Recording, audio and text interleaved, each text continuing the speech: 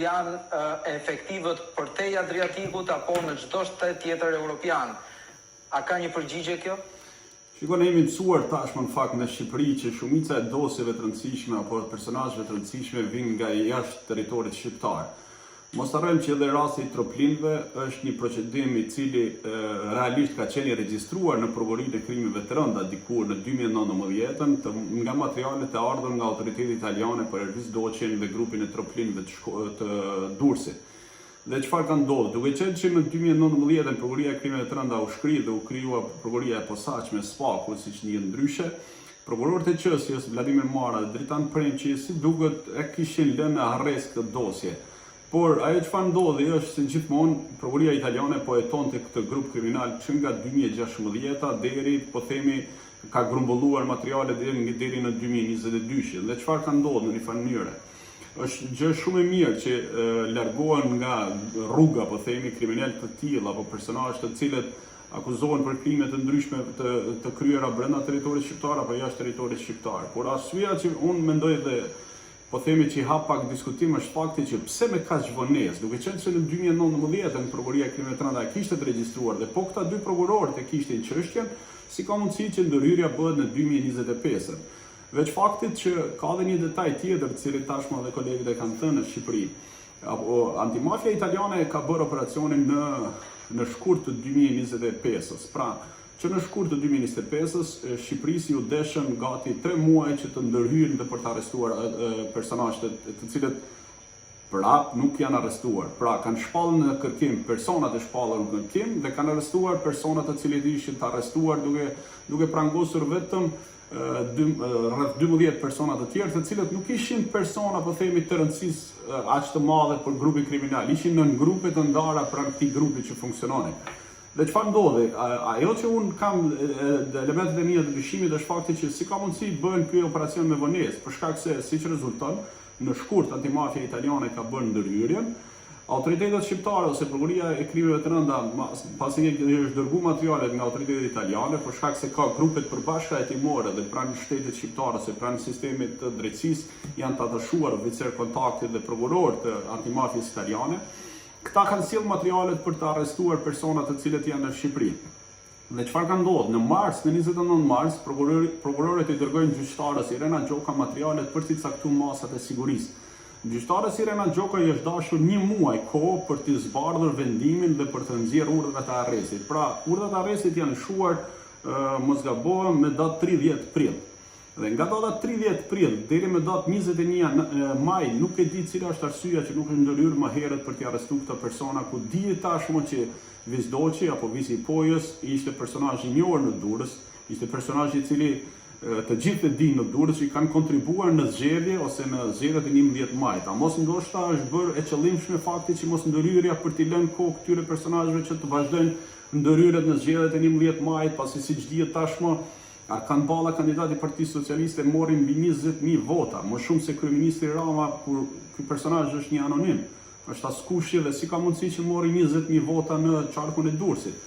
Pra, më lën të dyshoj të gjithë këto historinë që mos ndoshta kishte diçka politike, që mos ndërhyrja në kohë për t'i ndaluar apo t'i arrestuar këtë personazh. Pastaj kemi edhe një gjë tjetër, në 2024, në maj të 2024, në operacionin Revanshi, prokuria e SPAKut ka ushtruar kontroll me forca të rënja në komplekset ose në apartamentet ose në shtëpitë e banimit të familjes Troplini, ku gjeten mos harrojmë 3 milion euro cash. Dhe që nga ajo kohë, çfarë është bërë? Por një vit nuk ka pas asnjë ndërhyrje, asnjë arrestim, asnjë prangosje, asnjë procedim, asnjë njoftim për shtyp, një heshtje totale derisa autoritetet italiane kujtohen për të sjellë materialet dhe kujtohen për të bërë ndërhyrjet dhe për të arrestuar personat e arrestuar apo personat për shpallë kërkim, personat e shpallën kërkim. Kjo që mendoj që operacionet e prokurisë së SPAKut për mua është e vonuar për shkak se i ka lënë kohë këtyre personazheve edhe të largohen, sepse mos harrojmë që në 2024, kur është bërë ndërhyrja në shtëpi ku është kërkuar Fatmir Troplini, i cili tashmë është i shpallur kërkim, ose Miri i Pojës, këta e dinin se po themi që ishin në hetim dhe nuk i kanë lënë më hapësirë prokurisë që të presin tek shtëpia që të vinë prokurorët apo policia për t'i arrestuar. Pra, këta i kanë mundur të shmangën drejtësisë, siç po vazhdojnë të shmangën drejtësisë edhe sot. Pastaj se kush janë grupi i troplinëve apo personazhe të cilët janë Visi i Pojës dhe Miri i Pojës, që janë Fatmir Troplini apo Ervis Doçi, janë personazhe të njohur në sistemin e drejtësisë në Shqipëri. Janë personazhe të njohur në Durrës, pasi të cilët janë forcuar shumë më shumë në krahasim me vitet përpara se çfarë ka ndodhur pas goditjes ose po themi pas shpërbërjes së grupeve po themi që ishin të rëndësishme në Durrës, si Banda e Durrësit, Dervishi, apo Rumi i Shijakut i cili është në kërkim, apo Avdulet e Shijakut të cilët kanë probleme me drejtësinë tashmë disa vite, apo Altin Hajri. Të gjithë këta personazhe, duke qenë që kishin probleme me ligjin, ishin në shpallë në kërkim, apo kishin në kontroll policisë shtetit, vetëm troplinët kishin mbjellur pa u goditur. Dhe kjo mendoj që për mua ishte pak me vonesë, por përsëri ajo çfarë është e gjithë kësaj historisë së arrestimeve, mendoj që ka shkaktuar ose ka ndikuar që këta personazhe prapë të shmangën drejtësisë dhe personazh kryesor të grupit mos të arrestohen. Kështu që mbetet për të parë në ditën vazhdim. Duke lënë më njanë konkluzionin final, pra që ende nuk janë arrestuar, fakt ky, ajo që më bën përshtypje janë dy pjesëza në përgjigjen tuaj. E para është vënuar procedura me muaj e me vite, çka do të thotë që mund të ketë një rrjedhje të informacionit në radhët e prokurorisë, policisë e shumë çka, sikurse është konfirmuar më herët edhe në komisionet parlamentare nga Altin Dumani, dhe e dyta fakti që është lënë përpas zgjedhjeve tregon për një lidhje të mundshme të politikës me krimin që do të ishte gjithashtu e frikshme. Pra, në këto dy këndvështrime, Shqipëria ku e ka dhimbjen më të madhe? Shiko, kjo është e vërtetë, sepse mos harrojmë vetë Troplinët ose Gjevdet Troplini që është poja të cilit e identifikohen që Fatmir Troplini është djali i Gjevdet Troplini. Gjevdet Troplini ka qenë i arrestuar për trafik droge gjatë viteve 2005. Është i njohur në Durrës, tashmë është ka kaluar në biznesmen i ndershëm duke bërë investime në pulari e gjëra të tjera, në ndërtime. Pastaj çfarë ka ndodhur? Gjevdet Troplini është personazh i cili është parë në fotografi të ndryshme me personazh publik, me Ilir Metën, me personazh të majt, apo edhe me persona të tjerë kanë dalë në fotografi gjatë zgjedhjeve elektorale. Avdulet gjithashtu janë personazhe të cilët dihet me kryeministin Rama janë në fotot për gjatë fushatave zgjedhjore në Durrës, për shkak se dihet se Vangjush kryetari i bashkisë së Durrësit Vangjush Dako ishte personazhi ose pika kyç me këto personazh. Apo deputeti Ergys Çibja, i cili tashmë i arrestuar dhe është provuar që ishte mbështetje nga grupet kriminale të Altin Hajrit, të cilin ishte në kërkim për rrëmbim dhe vrasje një personi dhe ai e strehonte. Deputeti i Parlamentit Shqiptar strehonte një personazh i cili ishte në kërkim për rrëmbim dhe vdekje dhe zhdukje në një personi. Pra, lidhjet e politikës, kjo është dëmi që është shkaktuar dhe vazhdon të shkaktojë sistemit në Shqipëri, sistemi demokratik, politika e implikuar në grupet kriminale. Mos harrojmë që këta personazhe sipas prokurorisë italiane rezulton që veprat penale i kanë kryer gjatë vitit 2016, 2014, 2022. Pra, nga 2014 deri në 2022 këta kishin aktivitetin kriminal. Gjatë kësaj periudhe fatkeqësisht gjithë politikanët shqiptar janë renditur dhe kanë pozuar në fotografi gjatë fushatave elektorale me këto individ. Pra, gjatë gjithë kësaj kohës këta kanë dalë dhe janë ekspozuar, kanë pas mbështetje politike, kanë pas mbështetje të personazheve të ndryshme. Ne jemi koshient tashmë që në Shqipëri shumë zëvendësdrejtorë të policisë së shtetit emërohen dhe emërohen nga grupet kriminale të cilat i ndihmojnë në fushata. Shiko, unë nuk mendoj që zgjedhja e kanë ballës deputetit me 20.000 vota është thjesht një numër si një deputet i zgjedhur apo një numër i shtuar në listën për deputetëve. Mendoj që votat e dhëna prej 20.000 vota ndaj këtij individi është një mesazh i qohet kryeministit Rama që ne kemi mbështetje të tillë dhe ne arrim të sigurojmë 20.000 vota. Nuk është problemi që po sigurojmë një deputet, po problemi që i tregojnë atij se sa mbështetje kanë nga mbrapa. Dhe mosndërhyrja e shtetit në kohë ka bërë dhe mosndërhyrja e shtetit në kohë, mosndërhyrja e shtetit në parandalimin e këtyre grupeve kriminale në përfshirjen politikën dhe hapësira që i ka dhënë vetë politika këtyre individëve, jemi në gjendjen ku jemi sot. Këta personazhe që mos harro ke edhe gjë tjetër. Vetëm një vit më para, një vit e gjysmë më para, kryeministri Rama i ka dhënë më saktë 2 vite diçka e tillë, i ka dhënë leje ndërtimi Ervis Doçit, visit të Pojës, një leje ndërtimi për të bërë një kompleks rezorti në Kavaj. Dhe sa janë si puna e Ervis Doçit tashmë që dhën leje ndërtimi në Shqipëri. Komplekse ndërtimi në jug të Shqipërisë, komplekse brenda territorit në Tiranë me ndërtesa të larta, në Durrës po ashtu. Mos harrojmë se vetëm me datë 1 prill të vitit 2025, gati 1 muaj para zgjedhjeve, kryeministri Rama afirmosi 43 leje ndërtimi, ku në mesin e tyre ishte edhe bashorti Altin Hajrit, personit i cili është i shpallur në kërkim për vrasje dhe zhdukje të një personi, i dha leje ndërtimi për ndërtuar një pallat në Durrës. Pra, politika fatkeqësisht gjithë këto vite është implikuar në këto grupet kriminale për shkak se i duheshin votat elektorale për t'i ndihmuar në influencat në zonat e tyre dhe kanë marrë shpërblimet më mbrapa të cilët kanë.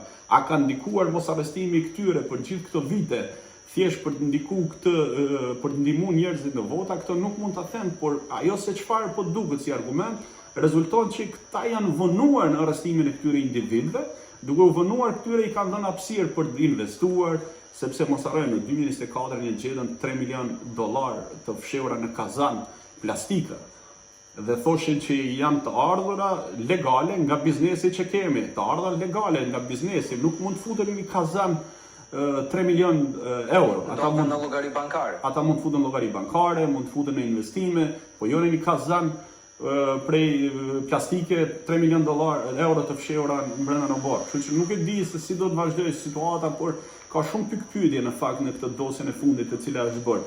Kemi edhe një rast tjetër që mendoj është pak e diskutueshme edhe kjo. Arrestimi i avokatit i cili ose po themi arrestuan 12 persona, 3 prej tyre tashmë i liroi gjykata. Në mesin e këtyre ishte edhe një avokat. Prokurorët e SPAK-ut njoftuan që ky avokat kishte ndikuar 4 herë në çështje të ndryshme pranë sistemit drejtësisë apo pranë sistemit të prokurorisë apo të policisë. Dhe çfarë kemi? Kemi avokatin arrestuar për ushtrim ndikimi të paligjshëm dhe nuk kemi asnjë zyrtar, qoftë policisë shtetit, qoftë për prokurorisë, qoftë apo edhe gjyqtar ku ky avokat ka ndërhyrë për të favorizuar një X person. Pra çfarë kemi? Kemi arrestimin e një avokatit për ushtrim ndikimi të paligjshëm, por nuk kemi personat të kush ka ushtruar ndikim ky personazh. Dhe prokurorët thonë që ne e kemi në netim. Por në momentin që ti arreston këtë personazh, çfarë mendon që do të bëjnë gjyqtarët, prokurorët apo oficerët e policisë që kanë manipuluar dosjen në bashkëpunim me këtë avokat? Do largohen ose do i shmangën drejtësisë ose do punojnë për të prish provat, për ndërhyr provat, siç rezultonte në bisedat SKJ-CC.